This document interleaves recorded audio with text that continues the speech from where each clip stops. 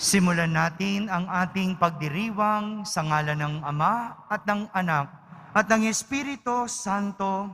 Amen. Ang pagpapala ng ating Panginoong Hesukristo, ang pag-ibig ng Diyos Ama at ang pakikipagkaisa ng Espiritu Santo naway sumainyong lahat. At sumaiyo rin. Minamahal kong mga kapatid, masasaksihan natin sa Ebanghelyo ang katapatan ng alipin na naghandat na natiling gising sa paghihintay sa kanyang Panginoon. Tulad nila, maging masigasig din tayo sa pagsasaloob ng paghahari ng Diyos. Ngayon ipinagdiriwang natin ang linggo ni San Juan Maria ng Vianney, patron ng mga pari.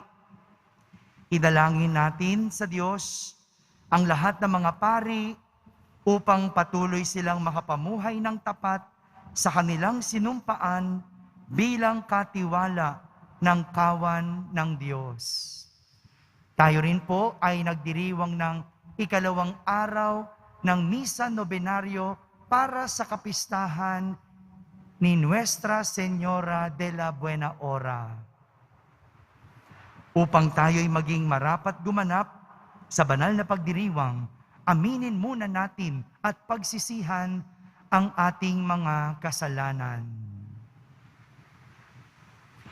Inaamin ko sa makapangyarihang Diyos At sa inyo mga kapatid, nalubha akong nagkasala sa isip, sa salita at sa gawa, at sa aking pagkukulang, kaya isinasamo ko sa mahal na Birheng Maria, sa lahat ng mga anghel at mga banal, at sa inyo mga kapatid, na ako'y ipanalangin sa Panginoong ating Diyos. Kaawan tayo ng makapangyarihang Diyos, patawarin tayo sa ating mga kasalanan at patnubayan tayo sa buhay na walang hanggan. Amen. Panginoon, kaawaan mo kami. Panginoon, kaawaan mo kami. Kristo, kaawaan mo kami. Kristo, kaawaan mo kami. Panginoon, kaawaan mo kami. Panginoon, kaawaan mo kami.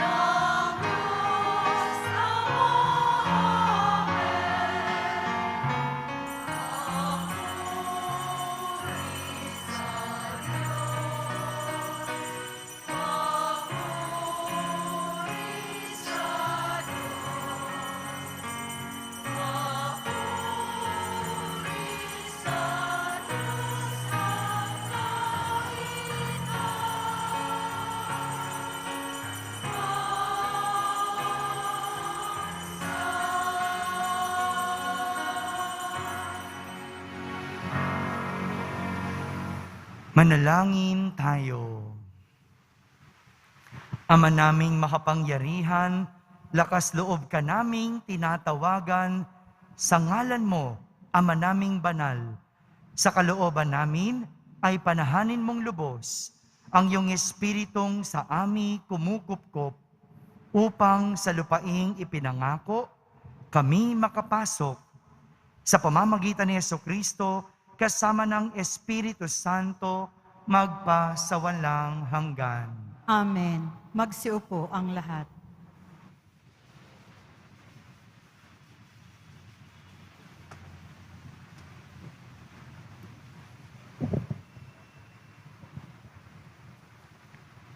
Pagbasa mula sa Aklat ng Karunungan. Ang mangyayari sa gabing yaon ay ipinagpauna mong sabihin sa aming mga ninuno upang magalak sila sa kaganapan ng iyong mga pangako sa kanila. Alam ng iyong bayan na ililigtas mo ang mga matuwid at parurusahan ang kanilang mga kaaway.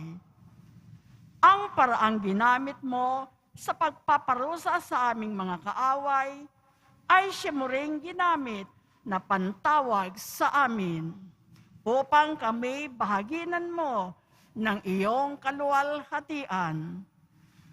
Ang mga tapat na anak ng mabuting bayang ito'y lihim na naghahandog. Nagkaisa silang sumunod sa mga utos ng Diyos at magsama sa hirap at ginhawa. Noon pa'y inaawit na nila ang matatandang awit na ito ng papuri. Ang salita ng Diyos. Salamat sa Diyos. Mapalad ang ibinukod na bansang hinirang ng Diyos. Mapalad ang ibinukod na bansang hinirang ng Diyos. Lahat ng matuwid dapat na magsaya dahil sa ginawa ng Diyos sa kanila. Kayong masunuri magpuri sa Kanya. Mapalad ang bansang ampuon ang Diyos. Mapalad ang bayang Kanyang ibinukod.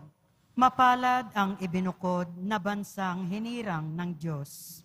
Ang may takot sa Diyos at nagtitiwala sa Kanyang pag-ibig ay kinakalinga. Hindi babayaang sila ay mamatay.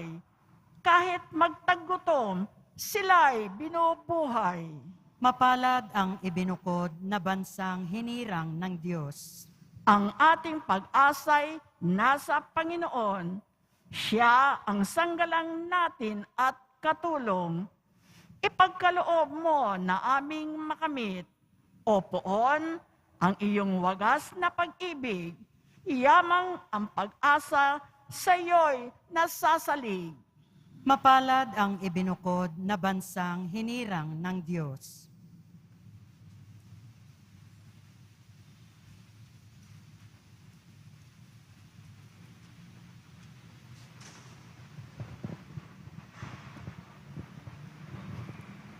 Pagbasa mula sa sulat sa mga Hebreo.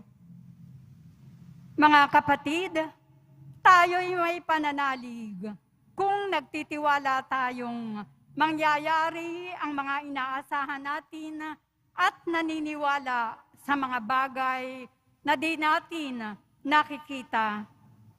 At kinalugdan ng Diyos ang mga tao noong una dahil sa kanilang pananalig sa Kanya. Dahil sa pananalig sa Diyos, tumalima si Abraham nang siya'y papuntahin ng Diyos sa lupang ipinangako sa Kanya. At humayo siya, bagamat hindi niya alam kung saan paroroon. Dahil din sa kanyang pananalig, siya'y nanirahan bilang dayuhan sa lupang ipinangako sa kanya ng Diyos. Tumira siya sa mga tolda kasama nina Isaac at Jacob, na kapwa tumanggap ng gayon ding pangako mula sa Diyos habang hinihintay niyang maitatag ang lungsod na ang nagplano at nagtayo ay ang Diyos. Dahil din sa pananalig sa Diyos, si Sarah, bagamat matanda na, ay niloob ng Diyos na magkaanak sapagkat nanalig siya na tapat ang nangako. Kaya't sa taong maituturing na halos patay na, ay nagmula ang isang lahi na naging kasindami ng bituin sa langit at ng buhangin sa dalampasigan. Silang lahat ay namatay na may pananalig sa Diyos. Hindi nila nakamtan ang mga ipinangako ng Diyos, ngunit natanaw nila iyon mula malayo. Kinilala nilang sila'y dayuhan lamang at nangingibang bayan dito sa lupa. Ipinakikilala ng mga taong nagsasalita ng gayon na naghahanap pa sila ng sariling bayan. Kung ang naaalala nila ay ang lupaing pinanggalingan nila, may pagkakataon pang makabalik sila roon.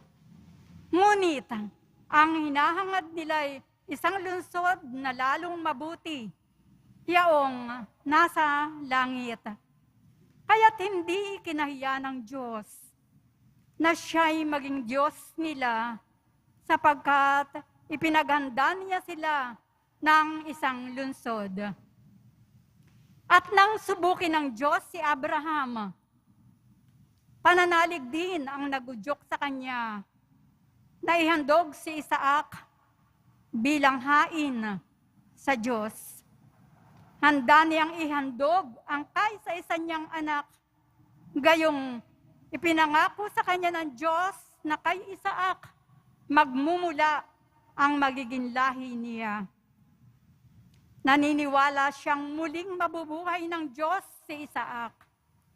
At sa patalinghagang pangungusap, nabalik nga sa kanya si Isaac mula sa mga patay.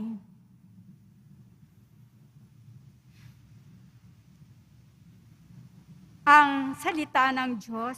Salamat sa Diyos. Magsitayo po ang lahat.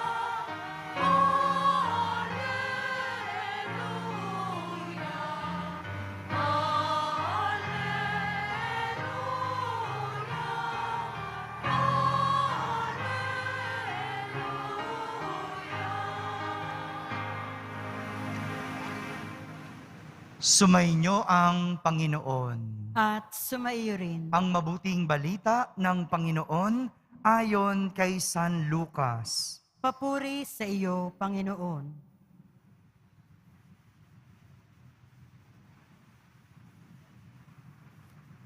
Noong panahong iyon, sinabi ni Jesus sa kaniyang mga alagad, "Maging handa kayo at sindihan ang inyong mga ilawan. Tumulad kayo sa mga taong naghihintay sa pag-uwi ng kanilang Panginoon mula sa kasalan. Para pagdating niya, ay mabuksan agad ang pinto. Mapalad ang mga alipin na naabutang nagbabantay pagdating ng kanilang Panginoon. Sinasabi ko sa inyo, maghahanda siya, padudulugin sila sa hapag at maglilingkod sa kanila. Mapapalad sila kung maratnan niya silang handa. Dumating man siya ng hating gabi o madaling araw siya dumating. Tandaan ninyo ito, kung alam lamang ng puno ng sambahayan kung anong oras darating ang magnanakaw, hindi niya pababayaang pasukin ang kanyang bahay. Kayo may dapat humanda sapagkat darating ang anak ng tao sa oras na hindi ninyo inaasahan. Mga kapatid, ang mabuting balita ng Panginoon. Pinupuri ka namin, Panginoong Heso Kristo. Magsiupo ang lahat. Isang magandang araw po sa inyong lahat. Pakibati mo naman ang katabi mo ng magandang araw. Bago tayo magsimula ng ating pagninilay, meron muna akong gustong activity gagawin. Pero kailangan ko po ng volunteer. Taas nga yung kamay kung sinong gustong mag-volunteer. Long, lika. Sino po ang gustong mag-volunteer? Taas ang kamay.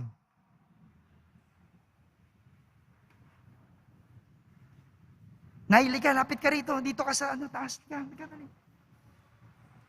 Palakpakan naman natin. Palakpakan mo natin si ate. Lika.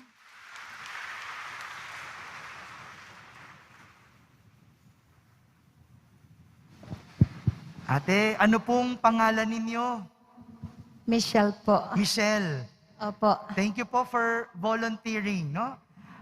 Ate Michelle, pwede niyo pong pakinggan yung sasabihin ko? At kayo Opo. rin, sumali sa activity ito. Ha? Nais kong imagine ninyo.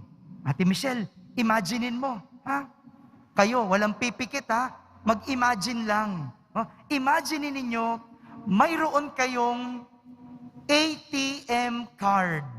Alam niyo po ba yung ATM card? Yeah. Ate Michelle, meron ka bang ATM card? Opo. Meron. Kayo ba meron? Kung wala, imagine niyo na lang, no? Imagine lang naman no? At yung ATM card ninyo, imagine niyo may nakadepositong 86,400 pesos. Magkano nga yung nakadeposito? I don't know. Yes. Kada araw. Ha? Okay na ba sa inyo yon? Ha? O maliit? Ha? 86,400. Kada araw. Pero, tuwing matatapos ang araw, mawawala ito.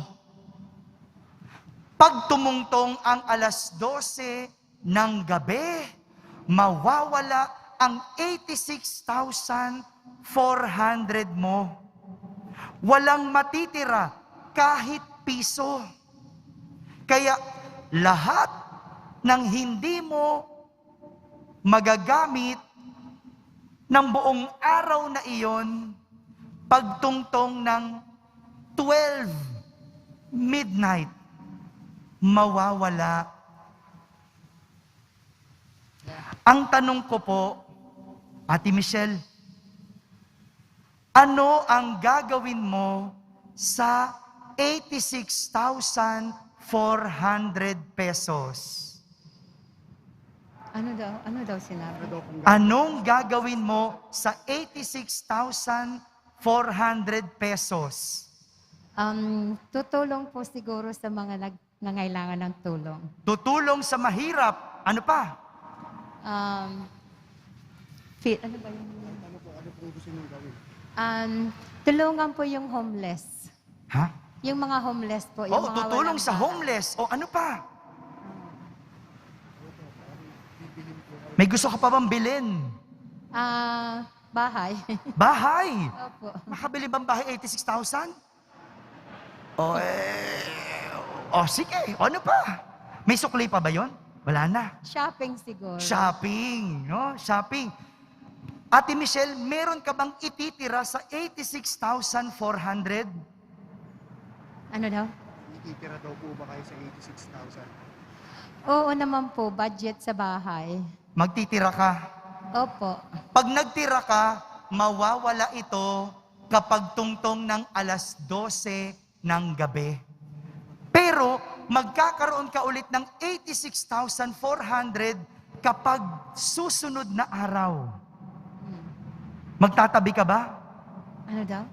I can understand.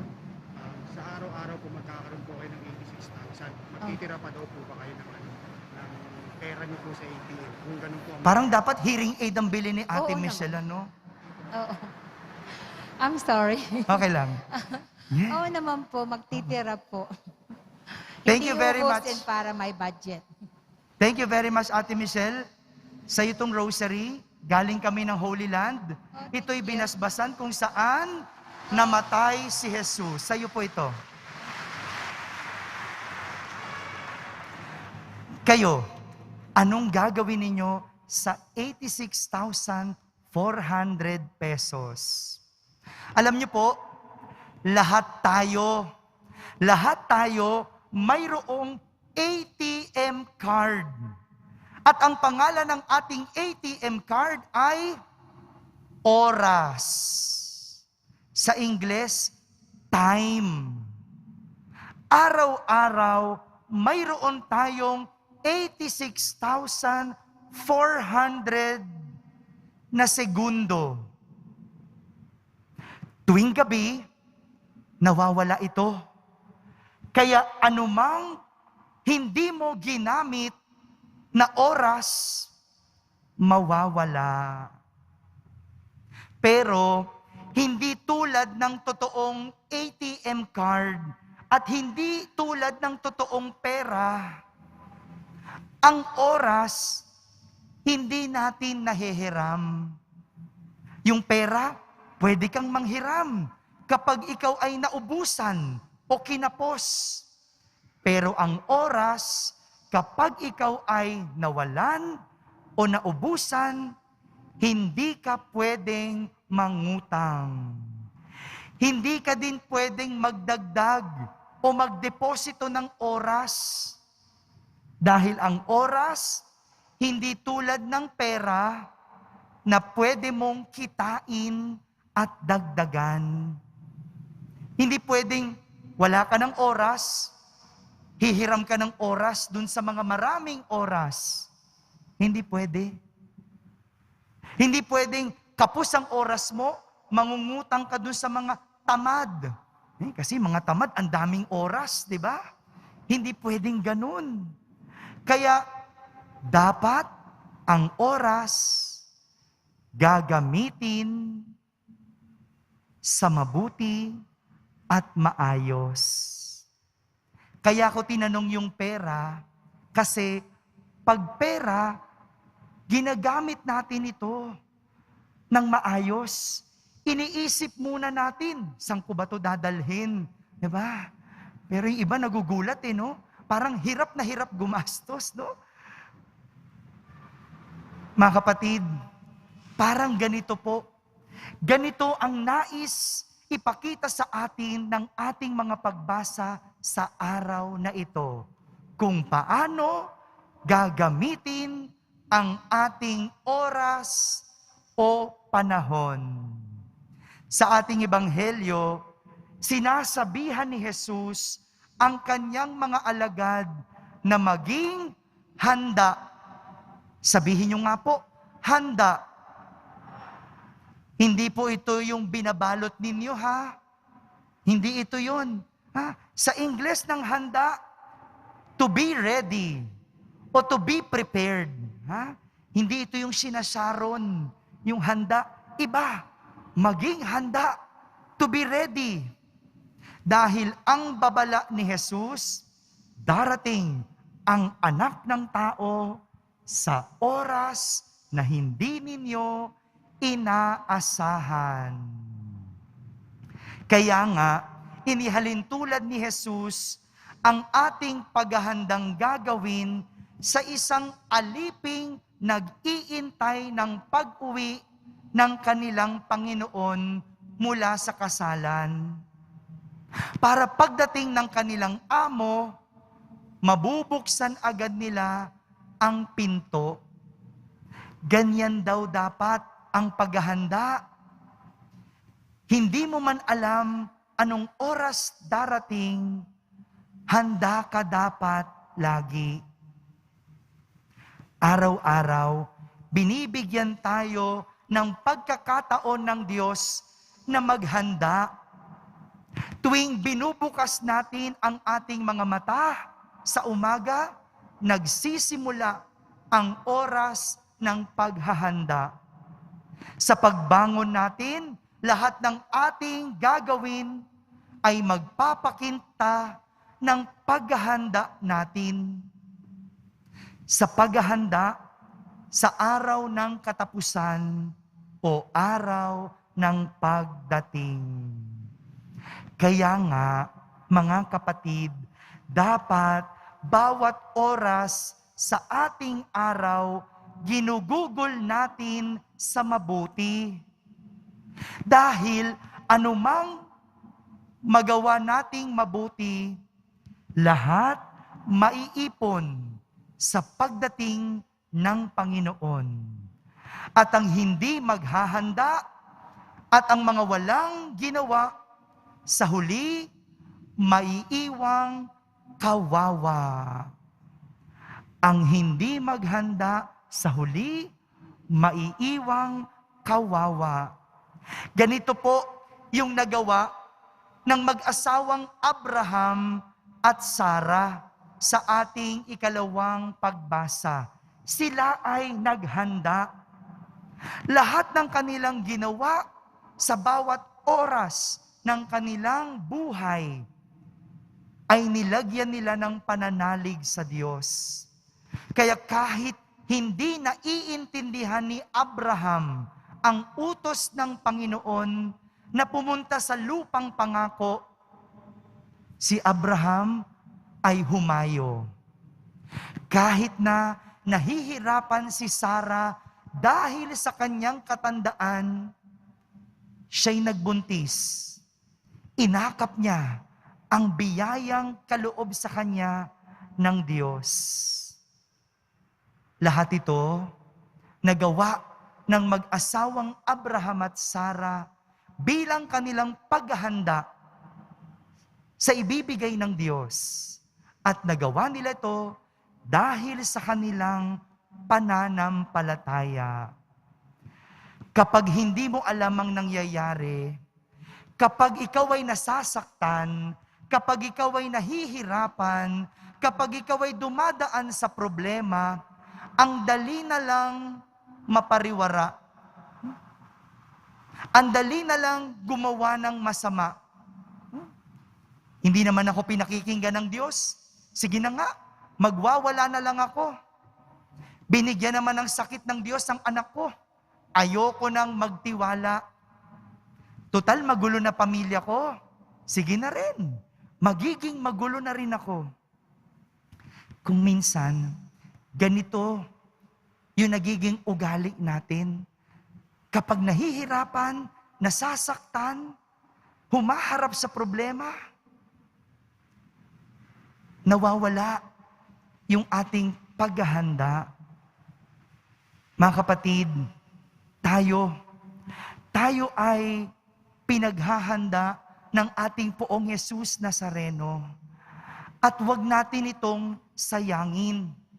Huwag nating sayangin ang oras na dumarating sa atin.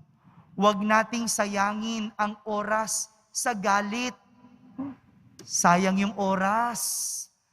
Darating na yung katapusan, galit ka pa rin. Sa halip, magpatawaran. Huwag ubusin ang oras sa katamaran. sayang. Alam niyo po, kamakailan, nagkita-kita kaming magkakaibigan. No? Magkakaibigan sa seminaryo.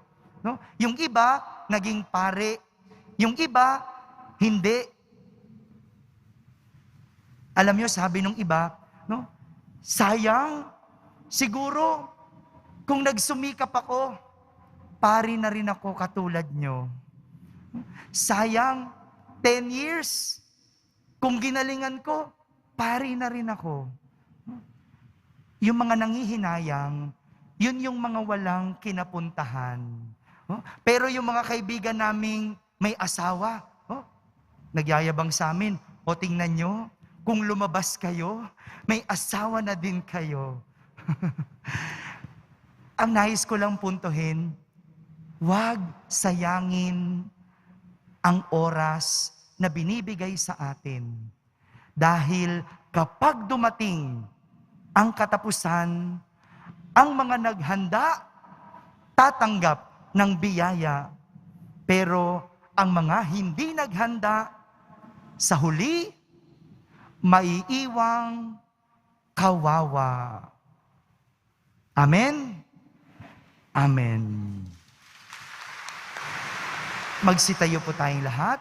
Sabay-sabay nating ipahayag ang ating pananampalataya. Sumasampalataya ako Sa Diyos amang makapangyarihan sa lahat, na may gawa ng langit at lupa. Sumasampalataya ako kay Hesu Kristo, iisang anak ng Diyos, Panginoon nating lahat. Nagkatawang tao siya, lalang ng Espiritu Santo. Ipinanganak ni Santa Mariang Birhen, pinagpakasakit ni Poncio Pilato, ipinako sa krus, namatay, inilibing, nanaog sa kinaroroonan ng mga yumao, nang may ikatlong araw, nabuhay na mag-uli. Umakyat sa langit, naluklok sa kanan ng Diyos, amang makapangyarihan sa lahat. Doon magmumulat paririto at huhukom sa nangabubuhay at nangamatay na tao. Sumasampalataya naman ako sa Diyos Espiritu Santo, sa banal na simbahang Katolika, sa kasamahan ng mga banal, sa kapatawaran ng mga kasalanan, sa pagkabuhay na muli ng nangamatay na tao, at sa buhay na walang hanggan. Amen. Pukawin mo ang aming mga puso, Ama, nang kami maging laging handa sa aming pagiging masigasig para sa mas ikararangal mo at ng kapayapaan ng sangnilikha. Buong puso kaming dumadalangin at aming sasambitin. Ama, gawin mo kaming mga handang lingkod ng iyong kaharian. Ama, gawin mo kaming mga handang lingkod ng iyong kaharian.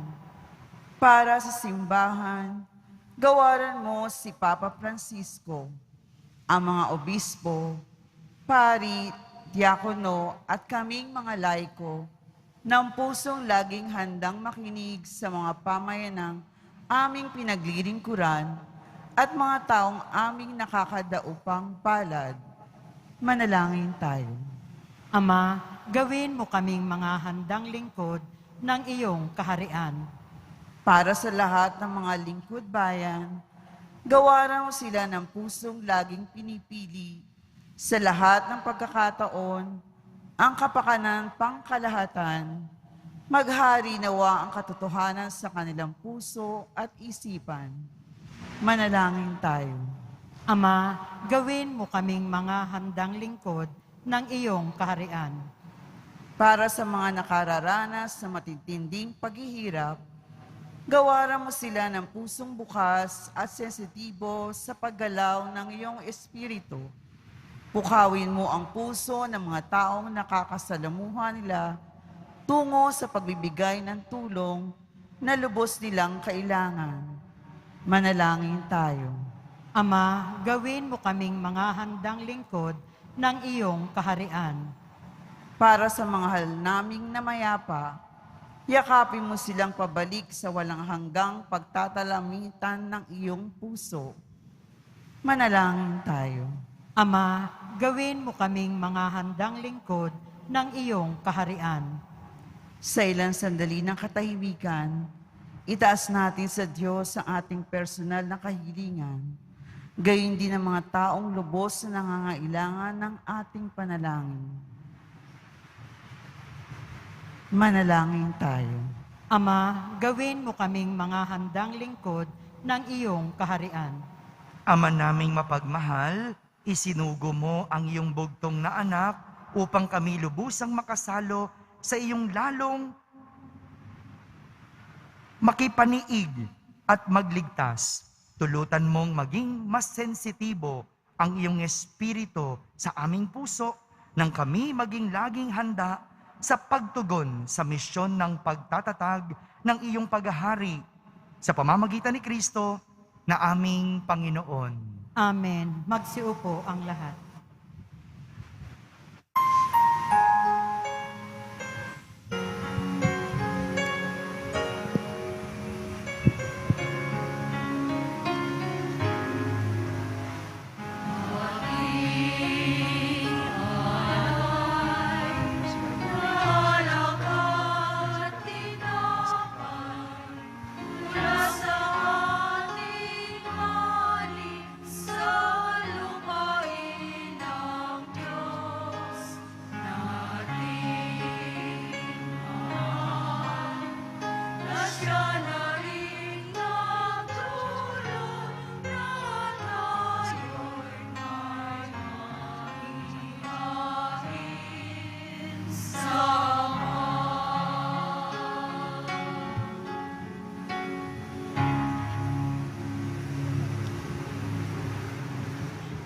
Magsitayo po ang lahat. Manalangin kayo mga kapatid upang ang paghahain natin ay kalugdan ng Diyos amang makapangyarihan.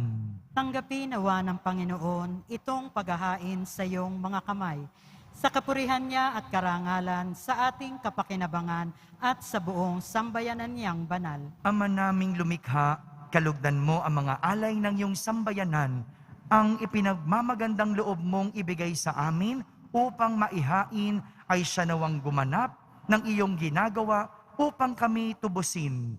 Sa pamamagitan ni Jesucristo, kasama ng Espiritu Santo, magpasawalang hanggan. Amen. Sumainyo ang Panginoon. At sumaiyo rin. Itaas sa Diyos ang inyong puso at diwa. Itinaas na namin sa Panginoon. Pasalamatan natin ang Panginoong ating Diyos. Marapat na siya ay pasalamatan. Ama naming makapangyarihan, tunay ngang marapat na ikaw ay aming pasalamatan sa iyong kagandahang loob. Kami ay iyong ibinukod upang iyong maitampok sa kadakilaan mong lubos. Kahit na ikaw ay aming tinalikdan dahil sa aming pagkasalawahan, gumawa ka pa rin ng magandang paraang may manguna sa amin para ikaw ay balikan. Kaya't ang iyong minamahal na anak ay naging isa sa mga taong hamak upang may kapwa kaming makapagligtas sa aming pagkapahamak at pagkaligaw ng landas. Kaya kaysa ng mga anghel na nagsisiawit ng papuri sa iyo nang walang humpay sa kalangitan, kami nagbubunyi sa iyong kadakilaan.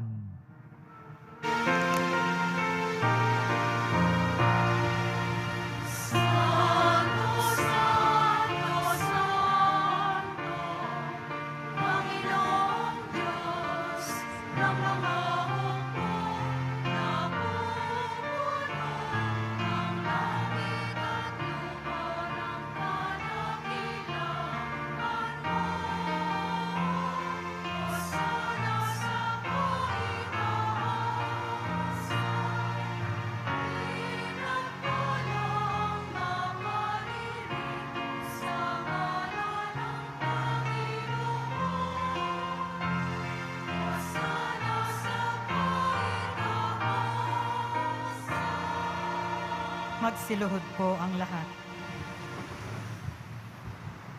Ama naming banal, ikaw ang bukal ng tanang kabanalan. Kaya't sa pamagitan ng iyong Espiritu ay gawin mong banal ang mga kaloob na ito upang para sa amin ay maging katawan at dugo ng aming Panginoong Hesukristo.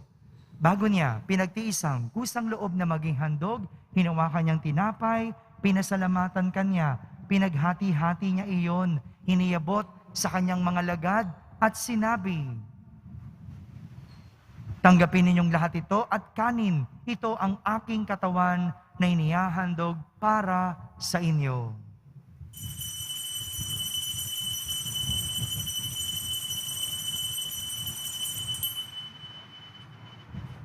Gayon din naman, nung matapos ang hapunan, hinawakan niyang kalis, muli kanyang pinasalamatan, iniabot niyang kalis sa kanyang mga lagad at sinabi,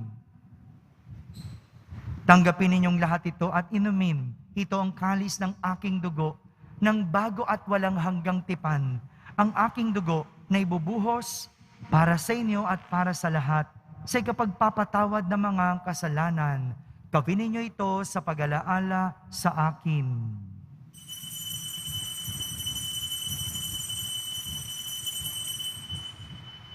Magsitayo po ang lahat.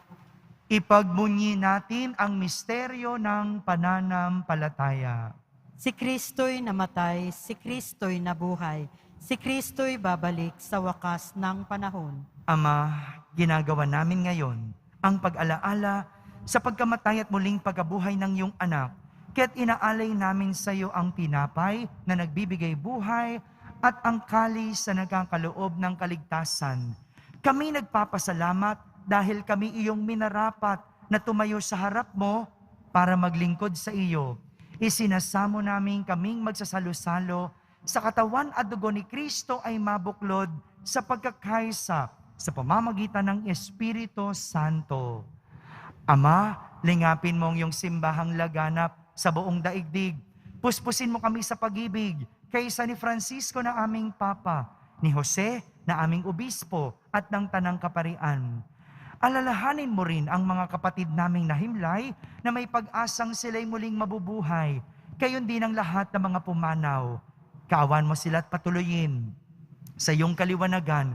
Kaawan mo at pagindapating kaming lahat na makasalo sa iyong buhay na walang wakas.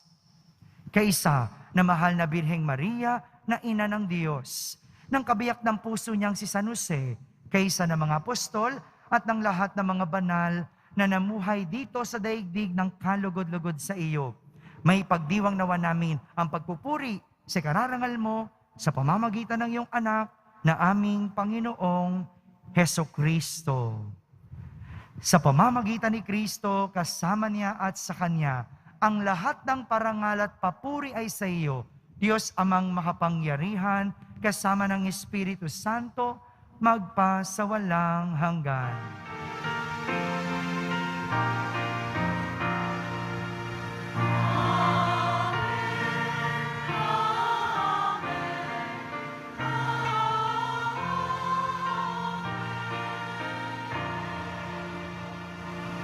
Sa tagubilin ng mga nakahagaling na utos at turo ni Jesus na Panginoon natin at Diyos, ipahayag natin ng lakas loob. Ama namin, sumasalangit ka, Sambahin ang ngalan mo, mapasa amin ang kaharian mo, sundin ang loob mo dito sa lupa para nang sa langit. Bigyan mo kami ngayon ng aming kakanin sa araw-araw at patawarin mo kami sa aming mga sala para nang pagpapatawad namin sa nagkakasala sa amin at huwag mo kaming ipahintulot sa tukso at iadya mo kami sa lahat ng masama. hinihiling namin kami iadya sa lahat ng masama, pagkalooban ng kapayapaan araw-araw, iligtas sa kasalanan at ilayo sa lahat ng kapahamakan, samantalang aming pinananabikan ang dakilang araw ng pagpapahayag ng tagapagligtas naming si Hesukristo. Sapagkat iyo ang kaharian at ang kapangyarihan at ang kapurihan magpakailanman. Amen. Panginoong Hesukristo, sinabi mo sa iyong mga apostol, kapayapaan ang iniiwan ko sa inyo, ang aking kapayapaan ang ibinibigay ko sa inyo. Tunghayan mo ang aming pananampalataya at huwag ang aming pagkakasala. Pagkalooban mo kami ng kapayapaan at pagkakaisa ayon sa iyong kalooban, kasama ng Espiritu Santo, magpa sa walang hanggan. Amen. Ang kapayapaan ng Panginoon ay laging sumainyo. At sumaiyo rin. Magbigayan kayo ng kapayapaan sa isa't isa. Kapayapaan po para sa lahat. Peace be with you. Kordero ng Diyos na nag-aalis ng mga kasalanan ng sanlibutan, maawa ka sa amin. Kordero ng Diyos na nag-aalis ng mga kasalanan ng sanlibutan, maawa ka sa amin. Kordero ng Diyos na nag-aalis ng mga kasalanan ng sanlibutan, ipagkaloob mo sa amin ang kapayapaan. Magsiluhod po ang lahat.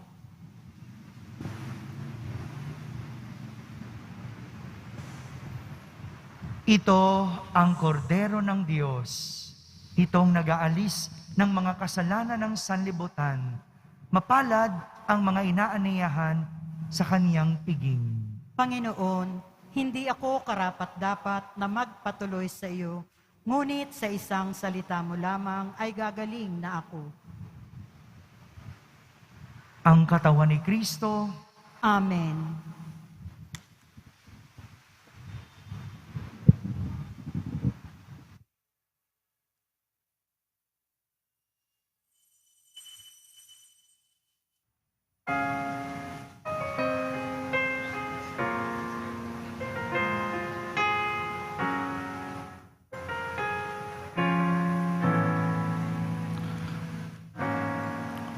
Huwag kang mangamba, di ka nag-iisa. Sasamahan kita, saan man magpunta.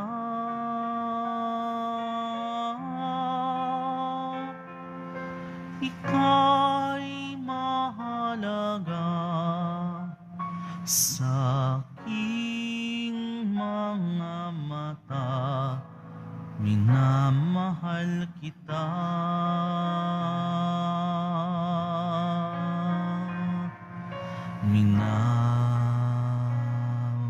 Minamahal kita.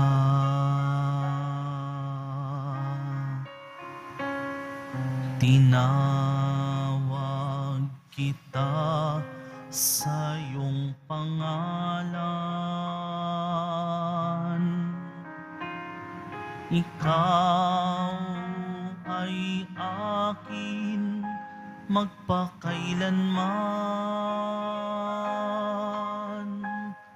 Ako ang Panginoon mo at Diyos,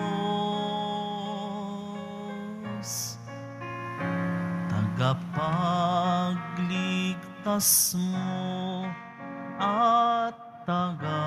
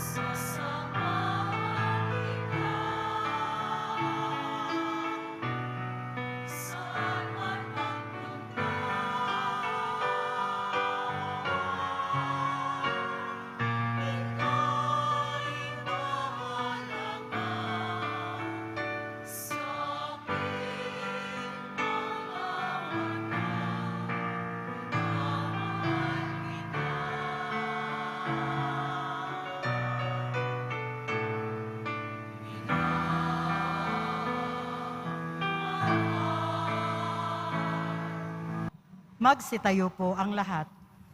Manalangin tayo. Ama naming mapagmahal, ang pakikinabang namin sa piging na banal ay magdulot nawa sa amin ng kaligtasan at magtanghal sa amin sa luningning ng iyong katapatan sa pamamagitan ni Jesucristo kasama ng Espiritu Santo magpasawalang hanggan. Amen. Mga kapatid, tandaan, maghanda. Itigil na ang mga nagpapasasa at gawang masama dahil ang mga naghanda sa huli tatanggap ng biyaya. Ang hindi naghanda sa huli magiging kawawa. Sumainyo ang Panginoon. At sumaiyo rin. Pagbabasbas ng Poong Yesus Nazareno. Mahal na Poong Yesus Nazareno, inihayag mo sa pamamagitan ng krus ang walang maliw na pag-ibig ng Diyos sa sangkatauhan. Pakinggan mo ang kahilingan ng iyong angkan na nagsusumamo sa iyo. Makamtanawan nila ang inyong katugunan at tanggapin ang kasagutan na may utang na loob na tinatanaw. Basbasan din po ninyo ang lahat na may karamdaman, nahihirapan, may mga dalang imahen at dasalan. Sa pamamagitan ng bendisyon na ito, naway maalala nila ang mga pangako nila noon sa binyag na ikaw ang kanilang iibigin at paglilingkuran bilang Panginoon magpasawalang hanggan. Amen. At pagpalain kayo ng makapangyarihang Diyos, Ama, Anak, at Espiritu Santo. Amen. Tapos na po ang ating pagdiriwang, humayking taglay, ang pag-ibig at kapayapaan ng Poong Jesus Nazareno. Salamat sa Diyos.